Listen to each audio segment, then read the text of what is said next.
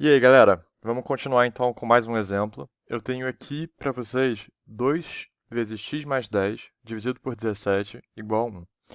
Primeiro a gente tem que ver se essa é ou não é uma equação de primeiro grau. Bom, se eu estou fazendo como exemplo, é claro que é.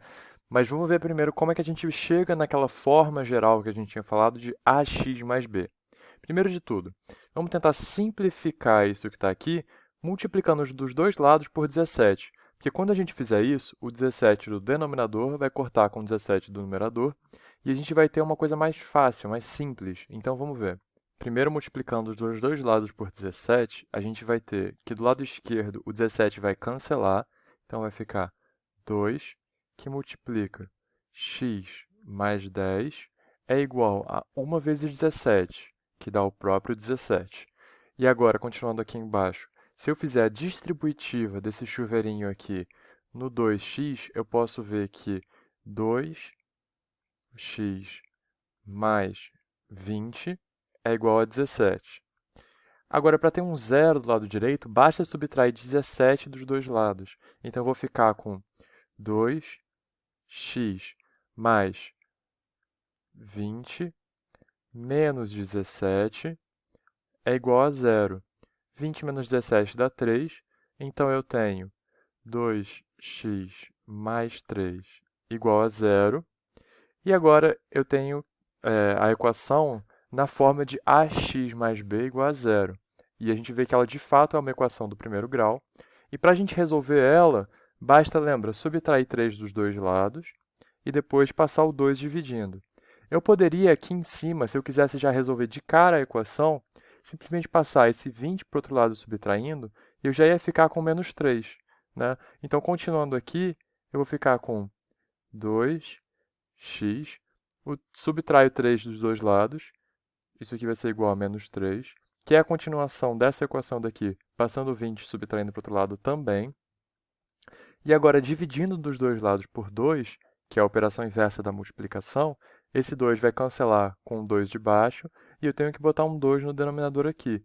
Então, eu vou ficar com x é igual a menos 3 sobre 2. E essa é a resposta desse nosso exemplo daqui. Lembrando, isso quer dizer que se eu colocar menos 3 meios no lugar desse x aqui, o lado esquerdo vai ficar igual a 1 também. Vamos testar, só para a gente ver. Isso que a gente vai fazer também é chamado de prova real, às vezes. Então, vamos lá. Eu vou colocar 2, abre parênteses, eu vou colocar menos 3 meios, mais 10, todo mundo aqui dividido por 17, isso tem que ser igual a 1. Vamos ver se é verdade. Eu vou continuar aqui embaixo. Ó. Primeiro, para somar isso daqui, a gente pode fazer duas formas, na verdade. A gente pode fazer a distributiva e depois somar, que talvez seja mais fácil para vocês. Ou então, a gente pode somar esses dois caras aqui, lembrando que 10 é a mesma coisa que 10 sobre 1. E para somar duas frações, o denominador tem que ser igual. Então, multiplicaria nessa fração de 10 sobre 1 em cima e embaixo por 2. Porque 10 sobre 1 é a mesma coisa que 20 sobre 2. Então, se eu multiplicar por 2 em cima e embaixo, eles vão ficar com o mesmo denominador, certo? Então, eu teria 2 que multiplica menos 3 sobre 2 mais 20 sobre 2, certo? Agora que elas estão no mesmo denominador, eu posso simplesmente somar os numeradores e manter o denominador. Só para lembrar que isso aqui está dentro da equação, eu tenho aqui um sobre 17 também. Todo mundo aqui vai ser dividido por 17, então eu tenho 2 sobre 17 multiplicando aqui. E isso aqui tem que ser igual a 1. Continuando, menos 3 mais 20 vai dar 17. Então, a gente vai ter 17 sobre 2 vezes 2 sobre 17. Olha aqui, eu tenho 2 sobre 17 multiplicando na frente. E aqui dentro vai ficar menos 3 mais 20, 17. E aqui dividido por 2, certo? Então, dentro do parênteses ficou 17 sobre 2. E aqui fora do parênteses ficou 2 sobre 17. Isso aqui é igual a 1. Isso é verdade, porque ó, o 17 corta com 17, o 2 corta com 2 e sobra 1.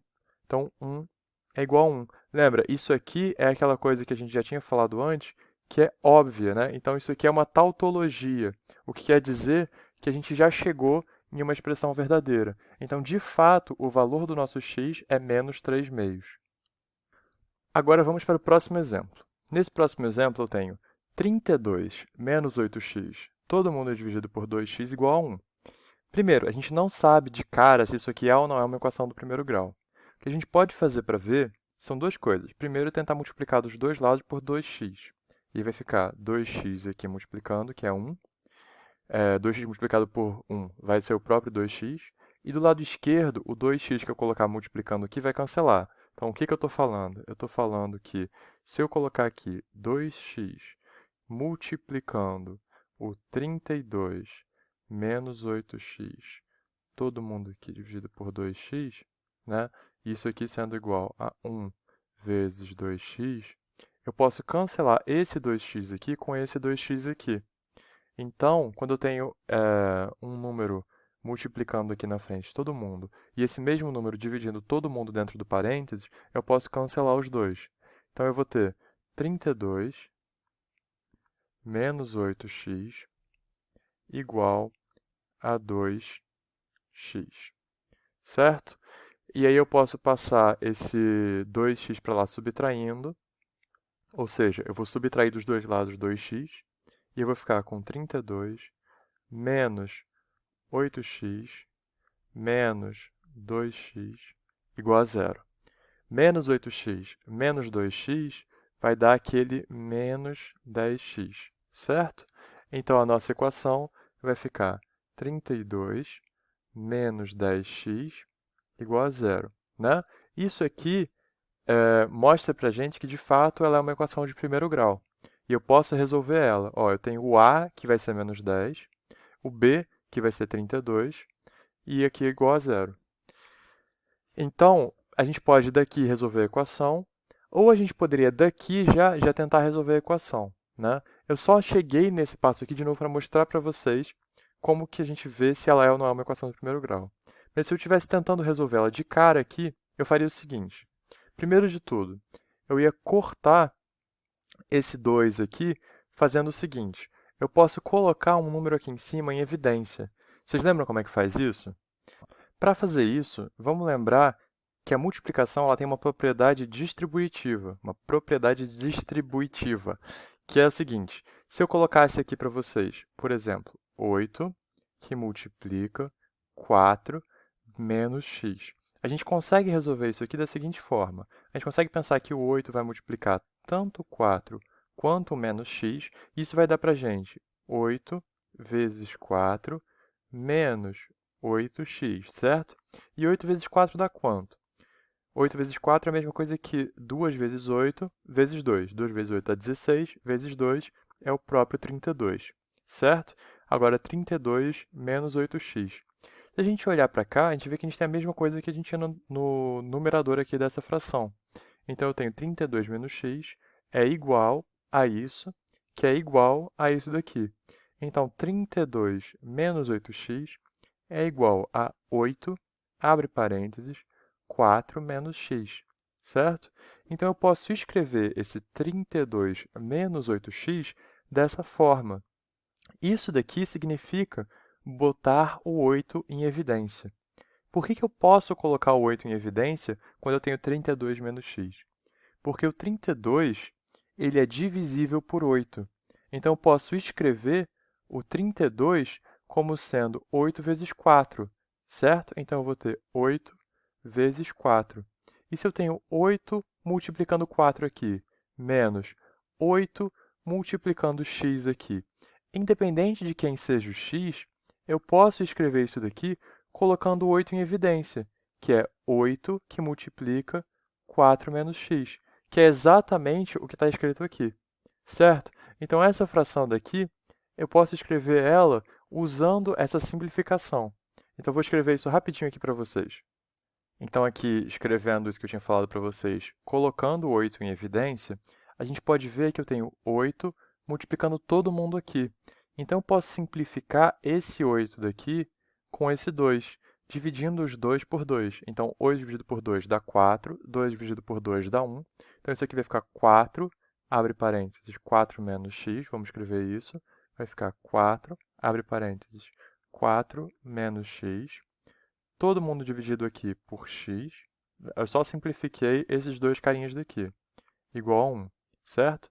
Então, agora eu posso multiplicar dos dois lados por x, e eu vou ficar com 4, que multiplica 4 menos x, é igual a x.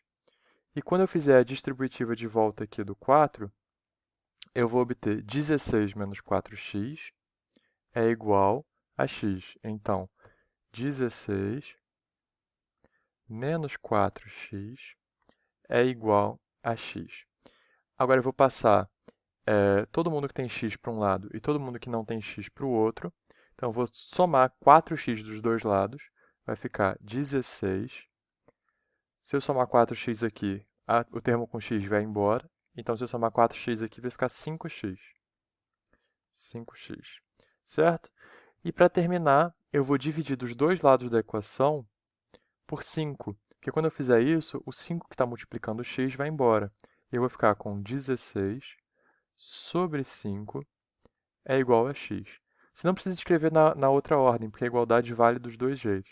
Então, isso aqui já é a resposta dessa nossa pergunta de quem é o número que, quando eu colocar aqui e aqui, vai tornar essa afirmação daqui verdadeira. Porque se eu substituir aqui 16 sobre 5 aqui e 16 sobre 5 aqui também, quando eu fizer todas as simplificações, isso vai dar 1, ok? Se vocês quiserem, agora eu vou deixar para vocês fazerem como prova real, pegar esse 16 sobre 5, substituir aqui e substituir aqui também, e ver que isso de fato vai dar 1, certo? Se vocês não conseguirem, deixe um comentário aqui abaixo do vídeo, que eu vou ajudar vocês como fazer isso, tá bom? Valeu! Então, galera, nesse último exemplo, eu vou ter um número decimal aqui multiplicando x. Eu tenho 3,3 x menos 4 é igual a menos 8,25x menos 1. Para resolver isso, eu vou colocar todo mundo que tem x para um lado e todo mundo que não tem x para o 8. Então, eu vou somar 8,25x dos dois lados, e aqui vai cancelar, e eu vou somar 4 dos dois lados, e o 4 aqui vai cancelar. Então, eu vou ter 3,3x mais 8,25x é igual a menos 1 mais 4. Então, passei o termo com x para a esquerda, passei o termo sem x para a direita. Agora, menos 1 mais 4 dá o 3. Para somar esses dois números aqui, o que você faz? Se você quiser, você vai lembrar que quando você tem um número multiplicando x, e você está somando dois números que têm esse número multiplicando x, é só você somar esse número que está aqui na frente. Para somar esse número que está na frente, você pode montar a conta. Lembra, eu tenho 3,3 somando com 8,25. Para fazer isso, eu vou alinhar as vírgulas. Eu vou colocar aqui 8,25. E eu vou colocar um zero aqui, que não altera quem é esse 3,3. 3,3 décimos é a mesma coisa que 3,30 centésimos. É a mesma coisa. Então, agora, somando 0 com 5, 5. 2 com 3, 5 também. 8 com 3, 11. Então, eu tenho 11,55. Então, aqui do lado esquerdo, eu vou ter 11,55x, certo? E para terminar de resolver, basta eu dividir dos dois lados por 11,55. Aí eu vou ter 3 sobre 11,55 é igual a x, certo? Então, geralmente, a gente não deixa frações com o número decimais nela. O que a gente pode fazer? A gente pode andar com a vírgula duas casas para a direita aqui, se a gente multiplicar por 100 em cima e embaixo. Então, vai ficar 300 dividido por, andando com a vírgula duas casas, 1.155, tá? Agora, se você perceber que essa fração dá para simplificar por 5, você vai dividir em cima e embaixo por 5 e vai ficar 60. Eu vou fazer rapidinho agora, só que o tempo está acabando. E 1.155 dividido por 5 dá 231, ok? Agora, de novo, esses dois números aqui, dá para simplificar ainda mais, dá para simplificar por 3. E em cima vai ficar 20. E embaixo, aqui vai dar 77, ok? Agora, não tem mais como simplificar essa fração, e a resposta da nossa pergunta é uma fração irredutível, que é uma que não dá para simplificar mais, de 20 sobre 77.